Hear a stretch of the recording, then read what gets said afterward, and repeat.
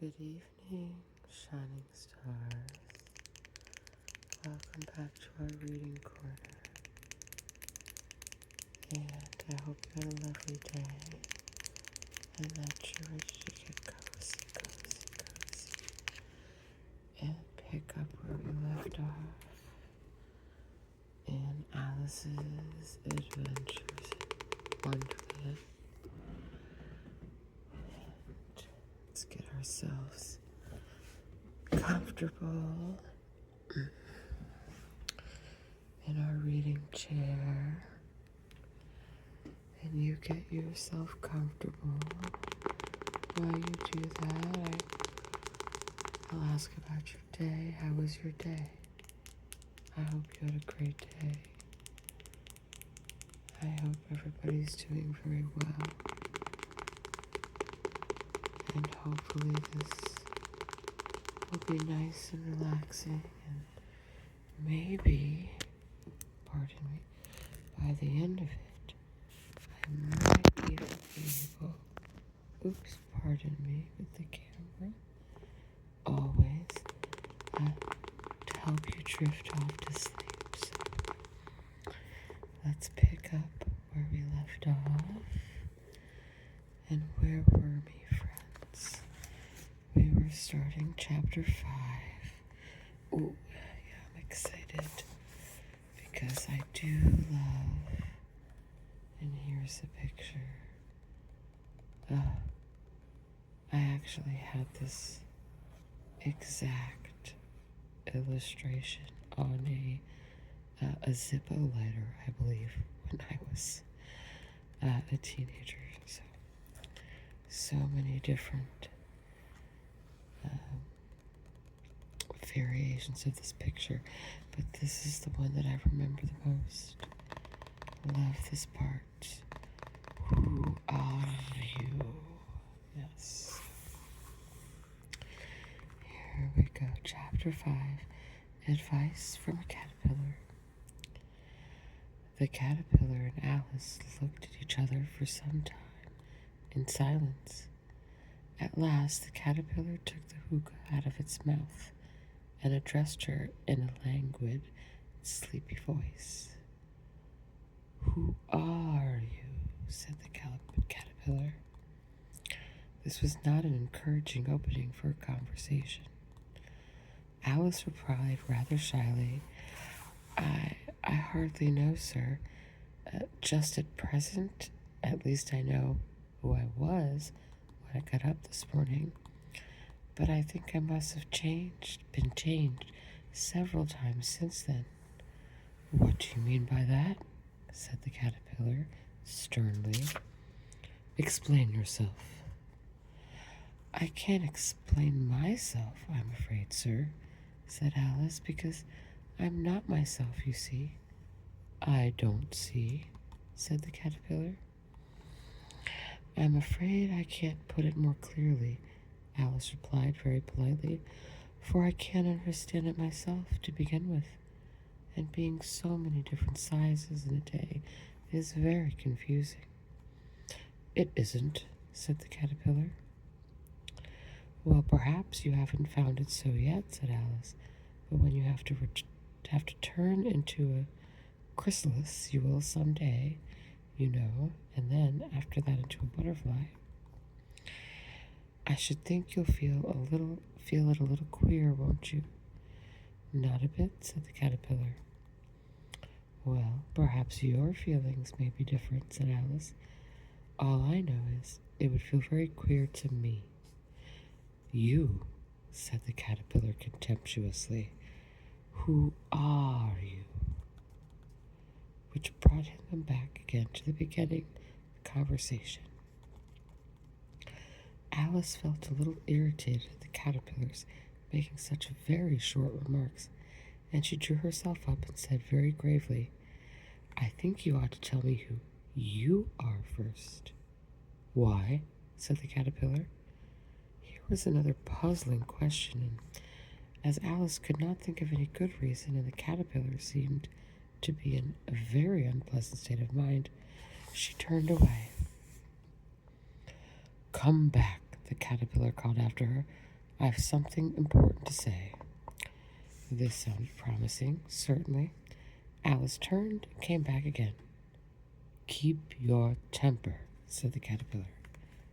Is that all? Said Alice, swallowing down her anger as well as she could. No, said the caterpillar. Alice thought she might as well wait, as she had nothing else to do, and perhaps, after all, it might tell her something worth hearing. For some minutes it puffed away without speaking, but at last it unfolded its arms, took the hook out of his mouth again, and said, So you think you're changed, do you? I'm afraid I am, sir, said Alice. I can't remember things as I used, and I don't keep the same size for 10 minutes together. Can't remember what things, said the caterpillar.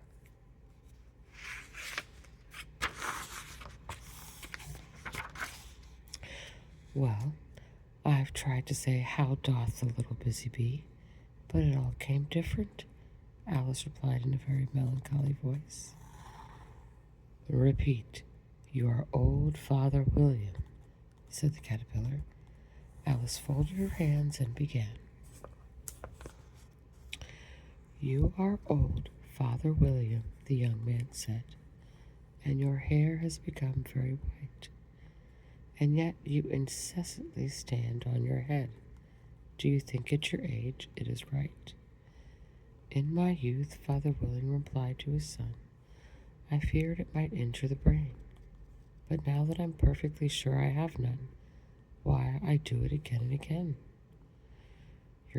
You are old, said the youth, as I mentioned before, and have grown most uncommonly fat. Yet you turned a back somersault in at the door. Pray, what is the reason for that?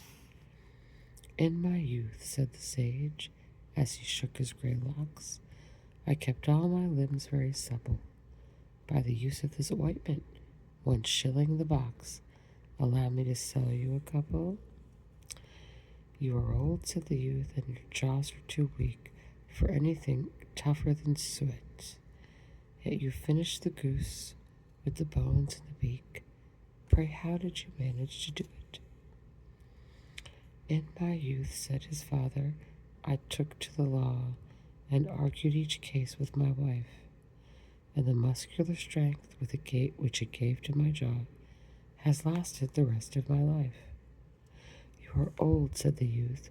One would hardly suppose that your eye was as steady as ever, yet you balanced an eel on the end of your nose.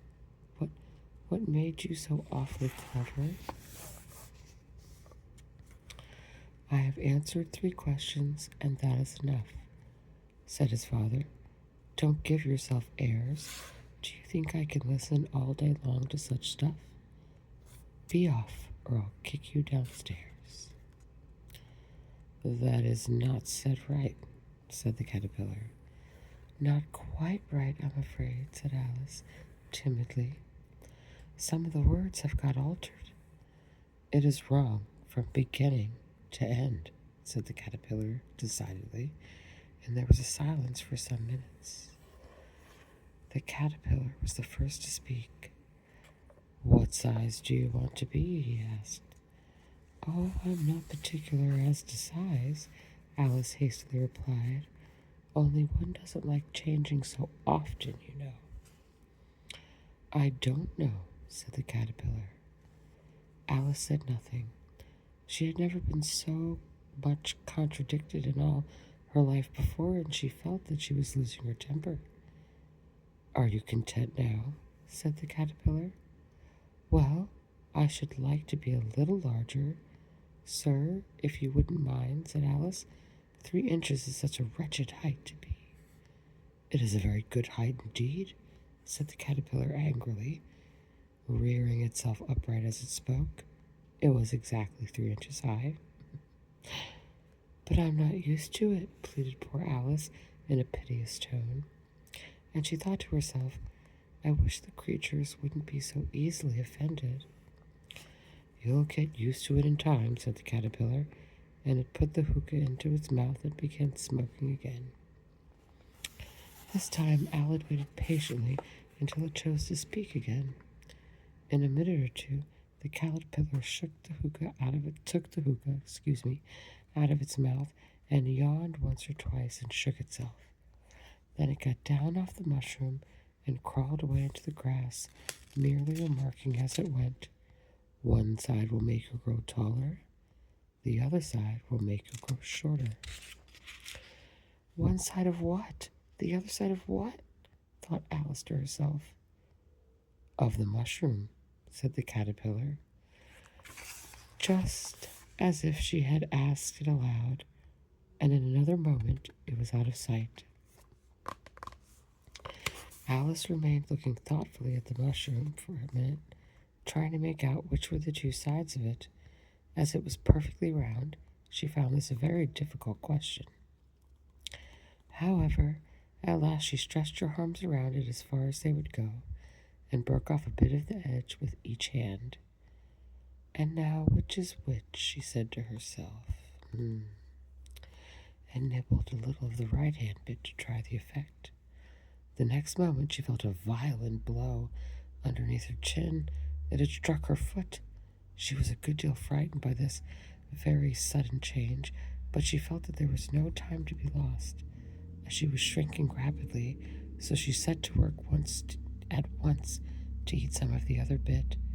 Her chin was pressed so closely against her foot there was hardly room for her to open her mouth, but she did it at last, and managed to swallow a morsel of the left-hand bit. And that's where we'll end tonight. I know that wasn't very much, but I hope you enjoyed it and it relaxed you. And I will do my best to mark our page, but that's not working out well for me either.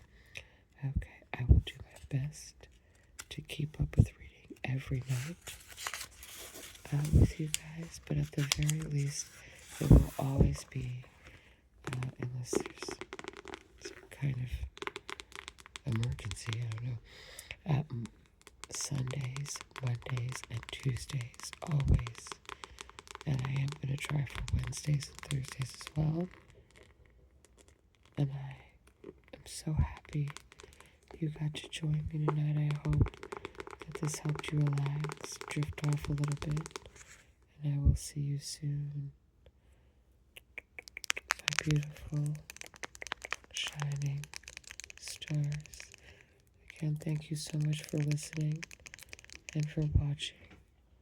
And please share and like. Thank you.